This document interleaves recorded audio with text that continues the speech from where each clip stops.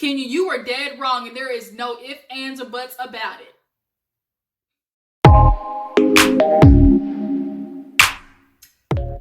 Y'all, what's up? Your girl G here. We gotta get to Real Housewives of Atlanta. I know I'm a little bit behind on it, but your girl had to go run out to the store because this damn coronavirus got everybody acting a plumb straight fool, buying everything up in the stores. I barely got out that bitch with a loaf of bread, okay? So hopefully where y'all at is a lot better. But we're gonna have enough time finally to get into Real Housewives of Atlanta.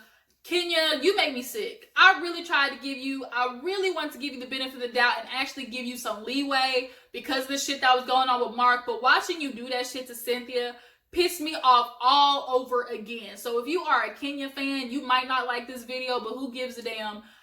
Because her and Nene both need to get wrung the fuck out for what they constantly do to people. But nonetheless, let's get into it. If you haven't already, hit that subscribe button, go ahead and smash that like button, and you know what you gotta do, go ahead and follow your girls.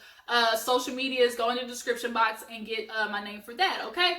So nonetheless, episode, it begins with the ladies waking up, getting ready to go to the little skybox dinner or whatever.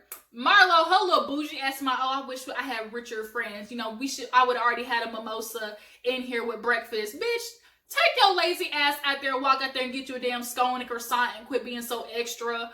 But Kenya and Kandi are talking outside, right? And they're talking about, obviously, her and Nene needing to finally smash the beef between them. Kenya's like, look, I'm going through so much with Mark. I don't have time to be dealing with this Nene shit. And honestly, Nene is fake as fuck. She's not going there to talk to Kenya to be genuine. She was confronting her because it's finally a way that she can look at Kenya up, you know, with her nose turned up because she's going through that shit with Mark, and Nene absolutely enjoys it. She wanted to bring it up because it is a way for her to basically look at Kenya like, bitch, look what you going through. But they're getting ready to go to the dinner, and Candy's like, we can't tell them nothing, you know, we don't want Nene not to go because we all know Nene's afraid of heights, right? So they're getting ready to go to the dinner, and everybody's on the bus, and they're talking about Candy's surrogate. Candy is doing a baby shower, and she's going to invite the surrogate there. But she's talking about possibly involving her a lot more because in the real life, the surrogate does like food management or something like that. So she's thinking about hiring her for OLG. Now, I know a lot of parents who do surrogacy and they stay in connection with, you know, the surrogate mom or whatever. And it's not abnormal. I do think it's possible that you can stay in connection with the surrogate, but I think only to a certain extent you should do that. I think it should be maybe for birthdays. You know, maybe have a cookout, you invite her, or if you do like a housewarming party, sure. But involving her in your everyday life, Kandi, I think is going to be a little bit of a slippery slope. So then after that, they start talking about Marlo and what she wants in a man. Now, Marlo. Y'all, I deep down think Marlo still is very much an insecure woman. She doesn't truly love herself. Because everything to her is surface level. It's always superficial. It is never about serious shit. Like, it's never really about deep down what's going on with somebody spiritually, emotionally, mentally. She doesn't care about that. And I think she needs to work at it. It's almost sad that how much she does not. It's so much consistent upon the superficial, financial, you know, the money part of things. Now, she's talking about, because of how old I am, you know, I need a man that's already established. Cool. Marlo is damn near about to hit menopause. Yes, a man at that age should be established and have a job, but they don't need to be a millionaire. You got money. You claim you got all the money in the world. Yo, little bougie, like, you know, high-end escort ass. You got money, okay? As long as you can take care of yourself, that's good. And as long as the man you get with, as long as he can take care of himself and has some money and is financially stable, he doesn't need to have millions and millions of dollars, okay? You basically, at this point, need somebody to offer you up some dick and Netflix and chill, and that's it. Because at this point, Marlo, you are not ready for a relationship. You are not ready to take in somebody in their whole entirety through their trials and tribulations and through their ups and downs. Like, you're not ready for that. But then, damn, Kandi, you low-key, like, blasted Todd, talking about Todd was, you know, making $100,000. Pause. We didn't talk about how $100,000 honestly is a lot, okay? For you bitches, yes, it might not be a lot, but for everyday real world people, $100,000 is a freaking lot, Okay, most people only make $30,000-$40,000 a year with their freaking profession. You make six figures. If you're making, 80, 90, hell, $70,000 a year, you are making good money. Especially if you have kids, you're set. But she made it seem like, oh, I took Todd and basically Porsha said lemonade. I was like, damn, you played it right to what Mama Joy said. She said Candy took Todd and made lemons into lemonade. Okay. But she's like, I saw the potential in Ty. We made millions together. It's better to make millions together. And I'm like, God damn, Candy. Now Ty gonna look back at this. He gonna be mad, okay? But then Cynthia, your little old ass too. Speaking of menopause, bitch, you sitting there talking about, oh, I could possibly be pregnant by Mike. My cycles is off and all out of whack. I said, now Cynthia, look, exactly what Nene said, bitch, your eggs is gone, okay? At this point, you got powdered eggs. Okay, your eggs is powder, all right? Dust, okay? Scrambled, over easy, whatever you want to call them, the eggs is disintegrated. Talking about her and Mike gonna have a baby. No, the hell y'all ain't. So then they get to the place or whatever. They eat up in the sky, and this is where Kenya, I really could just dog walk your ass, because Cynthia, you gotta stop turning the other cheek when it comes to your friends. You have always been the passive friend in your friendship dynamic. With Nene, you did it. Here it is with Kenya, you did it. You always, of the friends you choose, they're always overbearing. They're super aggressive, assertive, and you allow them to do that. Now, for Kenya to feel like it was okay to sit there and embarrass you like that. It wasn't the fact that, oh, Cynthia, I'm trying to help her do better with her business. Because if that was the case, she would have took your ass off camera and been like, look, Cynthia, let me take you to a class. Let me take you to a wine testing, so this is something that you're going to know for your job. No, she waited till them cameras was on to sit there and try to quiz-lit your ass like you was in 4th grade, give you a pop quiz on some damn rosé and wine. Well, Cynthia, what are you going to pair with this? Now, had it been cool, had she stopped right there, but she kept going, you guys, and the tone of which she was saying everything was super backhanded. Like, Kenya was looking for a way to try and check Cynthia in a way that was not cool for somebody you claim is your ace boom coon, your ride or die, your sister. That's what you gonna do to her? Now, Cynthia does not need to be a sommelier by any means. But yes, if she's going to open up a wine cellar, should she know something about wine? Yes, but is that for Kenya to sit there and make her look stupid on national TV for? No. But Cynthia was sitting there letting go one ear and out the other, and all the other ladies was waiting for her ass to say something. But she's like, oh no, a read is only powerful if you get into it. Porsha was like, no bitch, you got read, okay? Nene called her a whole ass punk because she's like, she lets Kenya do this to her all the time. Now Nene, bitch, Cynthia used to be your punk, okay? She just got to the point where she got tired of it and said something. And trust me, she's gonna get to the point with Kenya where she gonna get tired of that shit too. But Kenya was sitting there like, oh, name 4 red wines. And finally, Candy had to be like, bitch, how many wines are you selling? And everybody laughed and finally shut Kenya up. But damn, Kenya, you literally look for every opportunity for some reason to go after Cynthia. Is there some underlying shit between y'all two? It's not making no sense how you are constantly throwing her under the bus, embarrassing her. These little moments with the whole Mike proposal situation, it's just not adding up. But Cynthia wants to sit there and play dumb. Oh, I just get Kenya's humor. I get her shade. But then on the other hand, you're like, well, Kenya's going through a lot right now with Mark, so I'm just giving her some passes. Bitch, no. What you are going through in your life, whether you are going through some rough shit in your life, does not give you liberty to treat me like ass, especially if I'm your best friend, so-called best friend. Okay? So they all get down. They go to get ready to go shopping and stuff. And what's her name? Porsha. She went to that damn shopping place and tried to bargain with the lady to I got 5 million subscribers. Bitch, they in Greece. They don't use the internet. They make business by word of mouth. That shit was 25 pesos or whatever they use in Grecian. Bitch, you was all right. But then Kenya was like, oh, you need to get off the ruins. You need to act like you been somewhere. This is how you act like you got some class. First of all, who the fuck mama is you to be talking at me like that? And then secondly, I ain't from Greece, okay? So I don't know the damn ruins rules. But bitch, you ain't gonna be talking to me like that. But they all go shopping, and Tanya and Porsha sit there and talk to each other like, damn, Cynthia let Nene, like, Kenya go in her like that. Like, that's a little bit much the way she was doing that. And it was. And I think Cynthia started thinking more about it because Kenya was looking for her at the shop and she couldn't find her. She's like, Cynthia, where's Cynthia? She's like, I really want you to go get those wines. And Cynthia's like, no, I don't want that right now. She's like, but you really need to go get those wines. And it's like, bitch, lay off of her right now because she's feeling like, damn. The more Cynthia thought about it, the more she realized this bitch really made me look stupid on national TV. So then they all go back to the house or whatever, and they're getting ready to go leave. But Porsha and Tanya give Cynthia the little evil eye bracelet that they bought. You know, that's supposed to ward off negativity and stuff. And they talk to like Cynthia, like, what's going on? Like, did you not get how Kenya came after you? Now she's like, oh, well, you know, she's going through a lot of stuff, and I just get Kenya's shade, but I understand what y'all are saying. Now you can tell Portia's therapy is working because she gave her that therapy lingo. Bitch, you know, like you went from one, you know, overbearing friendship to another, and you know, at the end of the day, she could be your friend, but you gotta teach people how to treat you. I say, yes, come through, y'all, Van Zandt. You gotta teach people how to treat you.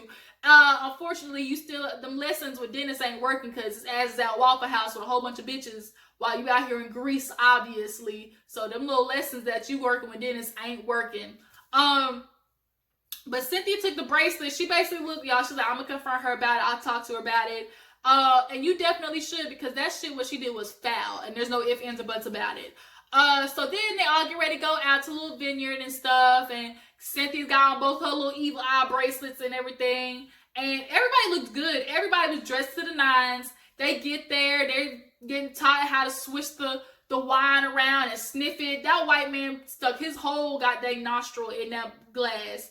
And then they're like, should we spit a swallow? He said, it's up to you. And I think it was Kenya that asked Tanya, oh, Tanya, do you spit a swallow? She said, depends on how good it is. I said, the fuck, Tanya. Y'all, Tanya a closet freak, okay? Paul, he got a winner with Tanya, okay? But then Marlo was like, oh, Cynthia, you should put me on your wine bottle. She said, oh, you gonna be the high end? And then Kenya, little shady ass, talking about, oh, no, she gonna be the low end bottle. I said, ooh. The Kenya, she takes some jabs, y'all. She be throwing some shady ass jabs at people. But Porsha and Nene end up going to the side to talk. And they cry their lashes off because Porsha basically told Nene, look, I've been going to therapy and stuff, and I just really need you to understand why I'm hurt, and I need you to, before I can even forgive you, you have to understand how you made me feel. You sent me all that stuff, and when they relayed the text messages that Nene sent, Nene,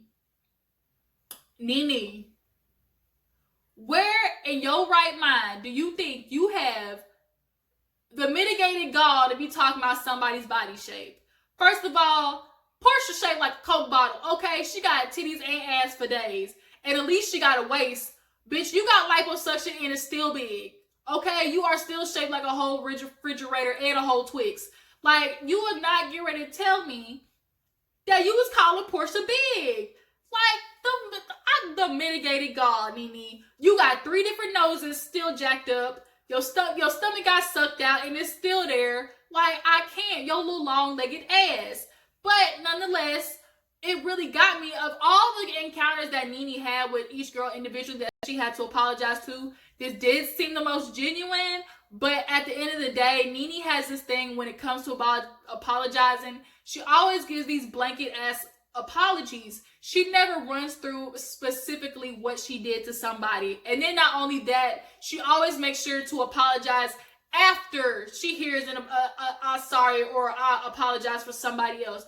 Nene, if you really are sorry about something and you really want to apologize, it should not be contingent upon the other person doing it, okay? And that's always what she does. Nene never gives somebody a sorry without trying to remind them, well, remember you did this to me, you did this to me. No, Nene, that's not how it works, which is why a lot of people have a problem with you. You want to do stuff on your time. You want other people to recognize what they do to you, but you never can recognize what you did to them.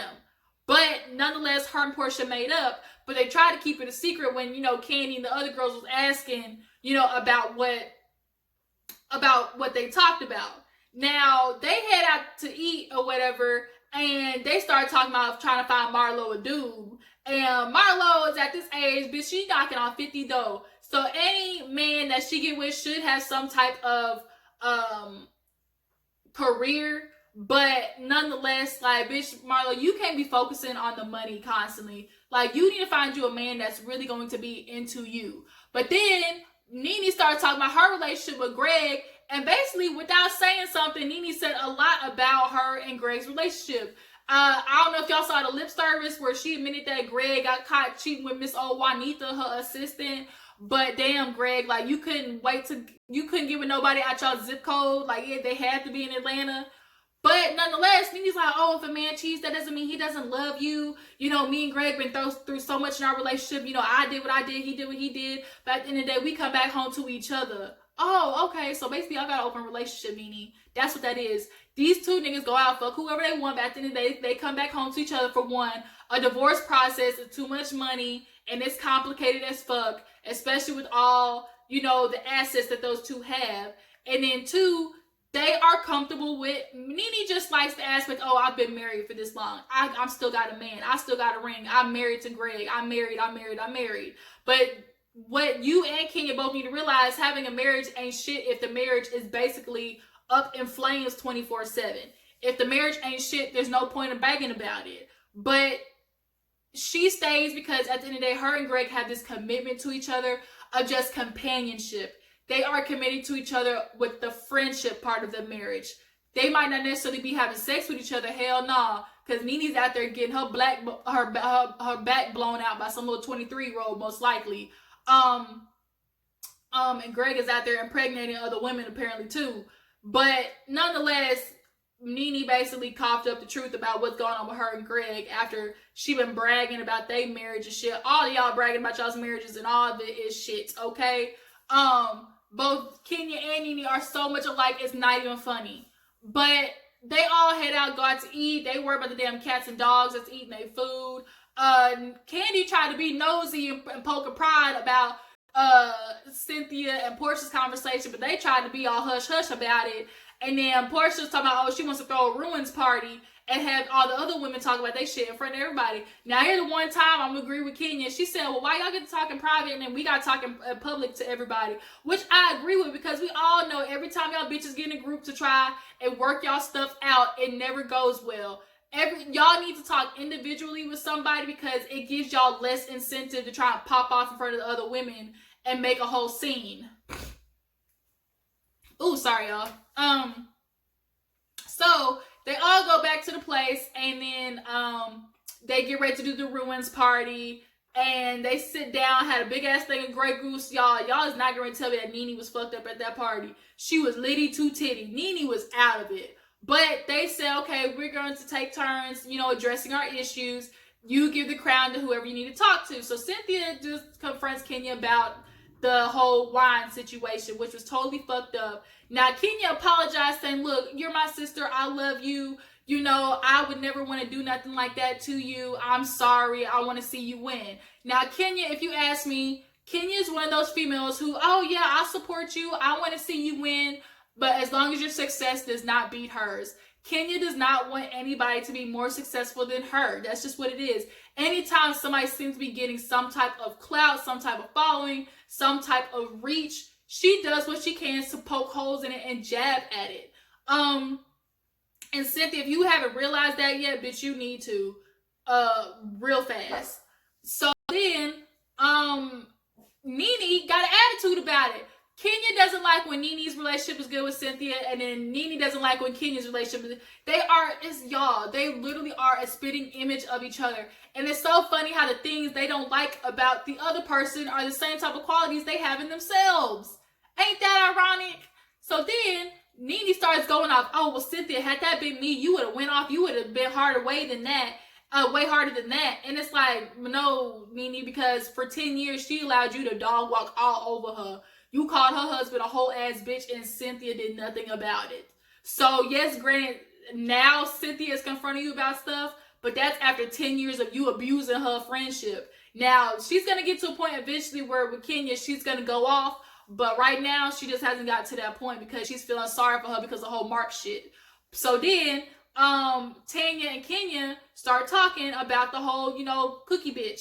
And Tanya's like, look, what you did was not cool. Like, And she's like, but you need to understand, you need to apologize to me. And everybody's like, what the hell did Tanya do? I was thinking the same thing, like, what did Tanya do? And she's talking about, oh, you know what you did. She didn't even want to say it. Like, Kenya, you are still stuck on the fact that it's a wig. You got caught wearing a wig. Bitch, we know you wear a wig. Okay, we saw the damn closure on TV. Like, we know you have the 24-inch hair. We know that you got this hair business. But the fact that you wear a wig is not going to freaking diminish the fact that, okay, this is supposed to help your hair grow. But secondly, I heard that your little hair care line ain't shit. No way. People was really not saying that it's like all that in a bag of chips.